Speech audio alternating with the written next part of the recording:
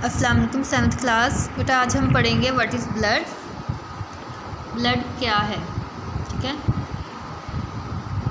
बेटा। एक जो अडल्ट इंसान है उसमें 5 लीटर्स ऑफ ब्लड होता है, लेकिन आपने ये याद रखना है कि जो ब्लड है वो सिर्फ वाइट कलर लिक्विड ही नहीं है, बल्कि ये एक लिविंग टिश्यू है। और अगर हम ब्लड का एक ड्रॉप लें तो उसमें 5 मिलियंस ऑफ सेल्स होते हैं, ठीक है। इसके अलावा जो हमारा ब्लड है इसके 4 मेन पार्ट्स होते हैं: red blood sales, white blood cells, platelets and 4 जो है प्लाज्मा। और ये तमाम जो तीनों सेल्स हैं, white white blood cells, red blood sales and platelets, ये तीनों जो है प्लाज्मा में फ्लोट कर रहे होते हैं। सबसे पहले हम पढ़ेंगे रेड ब्लड सेल्स। जो रेड ब्लड सेल्स हैं इनका कलर जो है वो रेड होता है, जिसकी वजह से ब्लड का कलर भी रेड होता है, ठीक है, क्योंकि ये जो है रेड ब्लड सेल्स बाकी सेल से ज़्यादा पाए जाते हैं। और हर जो रेड ब्लड सेल है इसकी शेप जो है बाइकनकेव डिस्क होती है, और इसमें एक प्रोटीन होती है जिसका नेम है हीमोग्लोबिन। हीमोग्लोबिन की वजह से इसका जो रेड ब्लड सेल्स का कलर है वो रेड होता है, ठीक है। हीमोग्लोबिन के साथ एक प्रोटीन कंबाइन करती है और जो कि आयरन है, ठीक है। प्रोटीन कंबाइंड विद आयरन, ये हीमोग्लोबिन जो है वो आयरन के साथ कंबाइन करती है। और रेड ब्लड सेल्स का क्या काम होता है, इन्होंने ऑक्सीजन को लंग से कैरी करना होता है और पूरी बॉडी के सेल्स तक पहुंचाना होता है। बेटा, जैसे कि आप पिछली क्लासेस में भी पढ़ चुके हैं कि जो रेड ब्लड सेल्स हैं इनमें न्यूक्लियस नहीं होता, ठीक है। इस वजह से इनकी लाइफ जो है वो बहुत ज़्यादा शॉर्ट है और ये सिर्फ 100 डेज़ तक ज़िंदा रहते हैं, उसके बाद इनकी डेथ हो जाती है। और जब जो ये सेल्स जो हैं वो किस में ब्रोकन होते हैं, लीवर में। About 200 million red blood cells रोज़ जो हैं वो डाई करते हैं और उनकी जगह पे वो न्यू रेड ब्लड सेल्स बन जाते हैं। अब न्यू रेड ब्लड सेल्स जो हैं वो बोन मैरो में बनते हैं, ठीक है। बोन मैरो जो है ये हमारी जो लार्ज बोन्स हैं इनके सेंटर में होती हैं, वहाँ पे ये सेल्स बनते हैं। दूसरे सेल्स की तरह जो रेड ब्लड सेल्स हैं इनमें भी सेल मेम्ब्रेन होती है, ठीक है। और इसके अलावा इनकी जो वॉल्स होती हैं वो बहुत ज़्यादा इलास्टिक होती हैं। बेटा, जो रेड ब्लड सेल्स हैं इनकी एक खूबी ये भी है कि ये अपनी शेप को चेंज कर सकते हैं, इसलिए जब ये बहुत छोटी ब्लड कैपिलरीज में मूव करते हैं तो वहाँ पे जिस तरह की ब्लड कैपिलरीज होती हैं उसी तरह ये अपनी शेप को चेंज कर सकते हैं और ये अपनी शेप को गोल भी कर सकते हैं और लंबाई में भी कर सकते हैं। उसके अलावा 1 mm³ जो है ब्लड का अगर हम लें तो उसमें 5 मिलियन रेड ब्लड सेल्स होते हैं, ठीक है। अब जो रेड ब्लड सेल्स हैं इनका मेन काम होता है कि इन्होंने ऑक्सीजन को ट्रांसपोर्ट करना होता है from the lungs to the every cell of the body. Next आ जाए वाइट ब्लड सेल्स। बेटा, जो वाइट ब्लड सेल्स हैं ये हमारी बॉडी में डिफरेंट टाइप्स के होते हैं। वाइट ब्लड सेल्स ये हमारी बॉडी में डिफरेंट टाइप्स के होते हैं और इनकी जो है वो डिफरेंट शेप भी होती है न्यूक्लियस की।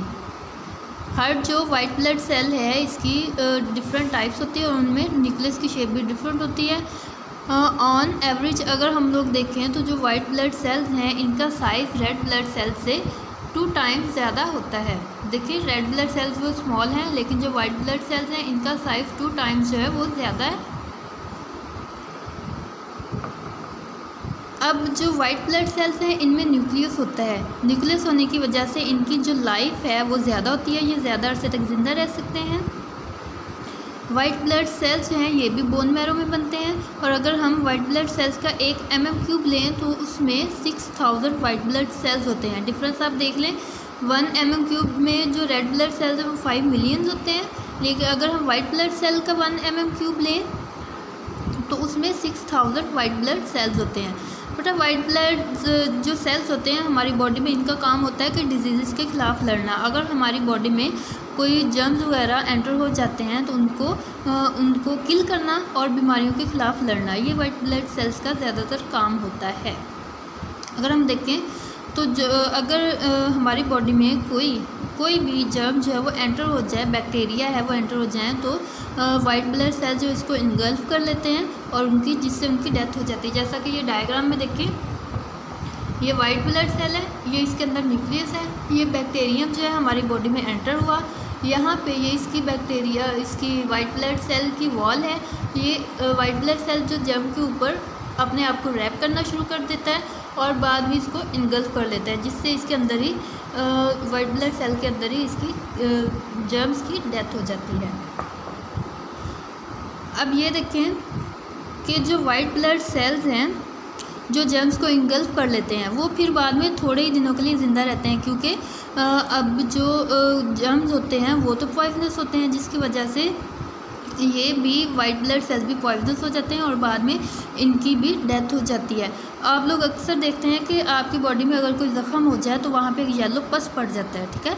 पस क्या है? अक्सर में वो हमारे ज़ख़म पर जो पस है वो वाइट ब्लड सेल्स होते हैं जो कि बैक्टीरिया को किल करने की वजह से जहरीले हो जाते हैं और बाद वो हमें बीमारियों से बचाते हैं।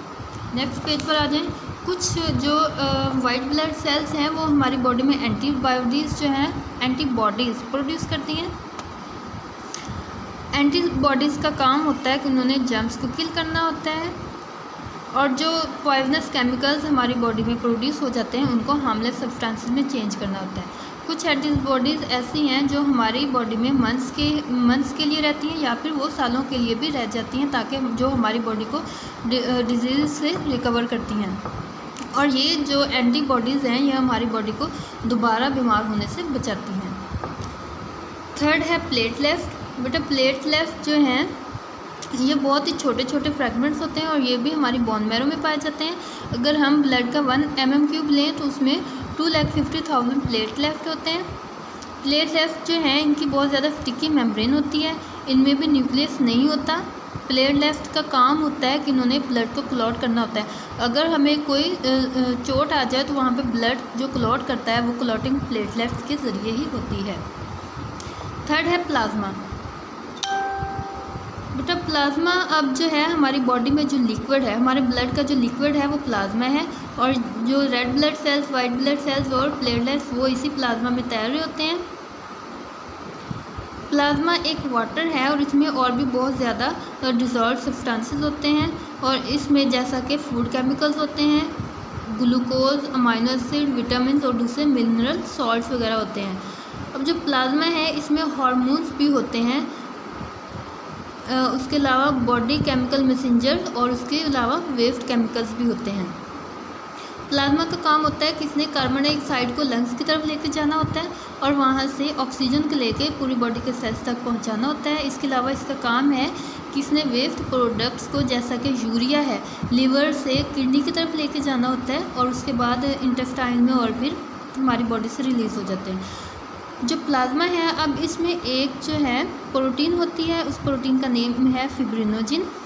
फिब्रिनोजिन का काम होता है कि उसने ब्लड को क्लॉट करना होता है और जो हमारा ज़ख़म है उसको बंद करना होता है ताकि वहाँ से ब्लड आना जो बंद हो जाए।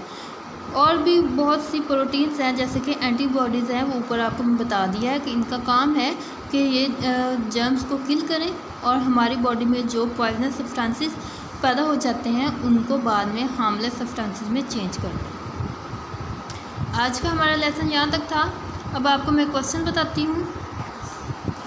कल आपको मैंने क्वेश्चन 8 तक करवाया था, आज आपने करना है what is bone marrow, what is the function of cell membrane of red blood cells, define antibiotics, what is the composition of plasma. ये आपने 4 क्वेश्चन लर्न करने हैं और ये मैंने आपको सारा रीडिंग में समझा दिया है कि बोन मैरो क्या है, एंटीबायोटिक्स क्या है और कंपोजिशन ऑफ प्लाज्मा क्या है। ये आपने अब रीडिंग को भी खुद रीड करना है, अंडरस्टैंड करना है, क्वेश्चन को भी लर्न करना है और अपने पेरेंट्स को सुनाना है। अल्लाह हाफिज़।